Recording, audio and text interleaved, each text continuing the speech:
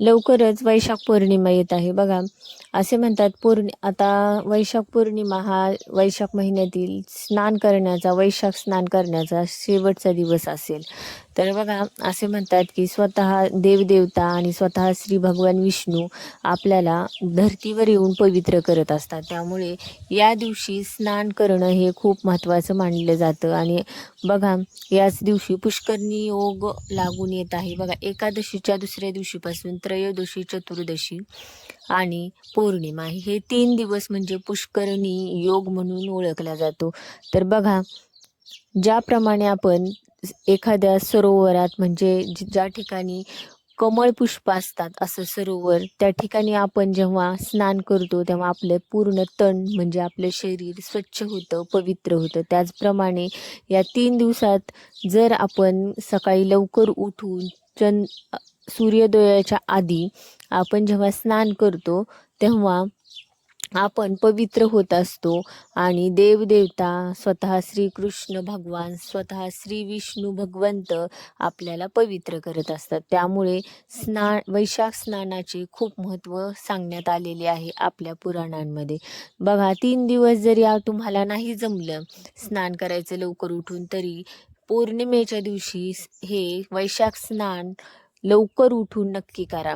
कारण हा पुष्करणी योग येत आहे आणि वैशाख स्नानाचा हा शेवटचा दिवस आहे म्हणजे तो पौर्णिमा.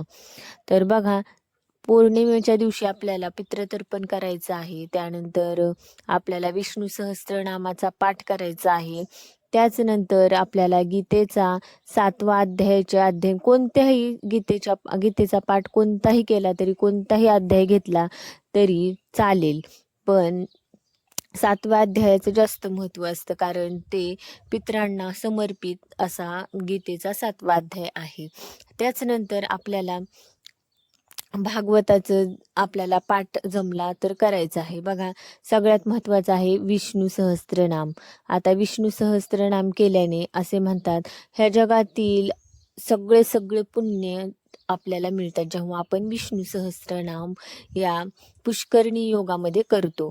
असे म्हणतात की ह्या जगातील कोणीच आपलं पुण्य मोजू शकत नाही, एवढे पुण्य आपल्याला विष्णू सहस्त्रनामाच्या एका पाठाने मिळते पुष्करणी योगामध्ये. किंवा वैशाख पौर्णिमेच्या दिवशी जर तुम्ही हा पाठ केला तर आपल्याला अक्षय्य पुण्य मिळते. त्यानंतर आहे आपल्याला गीतेचा 7वा अध्याय किंवा कोणताही अध्याय वाचायचा आहे. असे म्हणतात गीतेचा कोणताही अध्याय किंवा कोणतेही पाठ केले तर तुम्हाला अश्वमेध यज्ञ केल्याचे पुण्य मिळते. तर बघा भागवताचा आपल्याला पाठ करायचा आहे. जमला तर नक्की करा, कारण भागवताचा पाठ करणे हे खूप महत्त्वाचे मानले जाते. त्यानंतर सगळ्यात महत्त्वाची गोष्ट आहे व्यतिपात योग. व्यतिपात योग जो लागणार आहे आपल्याला 1 मेच्या रात्री 9:14 व्यतिपात योग लागणार आहे आणि 2 मेच्या रात्रीपर्यंत 9:45 हा योग आहे.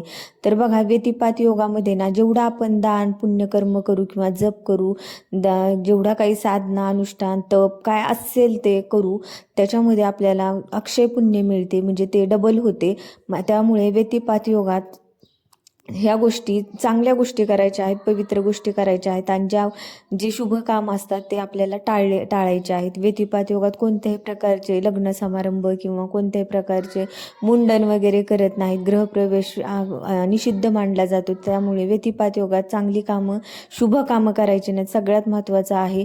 आणि व्यतिपात योग जो लागणार आहे तो भरपूर आहे. त्यामुळे ते ह्या वेळेत जो उत्तर काळ असतो व्यतिपात योगाचा म्हणजे 2 मेच्या रात्रीच्या 9:45 संपणार आहे. म्हणजे त्याच्या आधी थोडंसं तुम्ही जेवढं काही पुण्य कराल, दान धर्म काही कराल ते अक्षय होते. म्हणजे त्या पुण्य अनंत होते, जन्मोजन्मी आपल्यासोबत राहते. त्यामुळे हा योग आपल्याला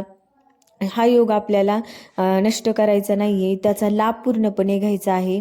आणि बघा आपल्याला पितृतर्पण याच दिवशी करायचे आहे. व्यतिपात योग जो आहे 2 मेच्या दिवशी आहे, मग पितृतर्पण याच दिवशी करा. 1 तांब्याचा लोटा घ्या, त्याच्यामध्ये काळे तेल टाका. गीतेचा 7वा अध्याय करायचा आहे आपल्याला 100%. आणि हे जे पाणी आहे विसर्जन करायचं आहे दक्षिण दिशेला. म्हणजे दक्षिण दिशेला पितरांना आपल्याला म्हणायचं आहे, हा जो अध्याय मी केला आहे तुमच्यासाठी समर्पित करतो आणि तुम्ही तृप्त व्हा, तृप्त व्हा, तृप्त व्हा असं 3 वेळेस म्हणायचं. आणि हे जे पाणी आहे ते आपल्याला अर्पित करायचं आहे दक्षिण दिशेला. तर मंडळी, तुम्हाला व्हिडिओ कसा वाटला नक्की सांगा. चॅनलला सबस्क्राईब करा. भेटूयात नंतर अशाच एका नवीन माहितीसह. तोपर्यंत धन्यवाद. श्री स्वामी समर्थ. रामकृष्ण हरी.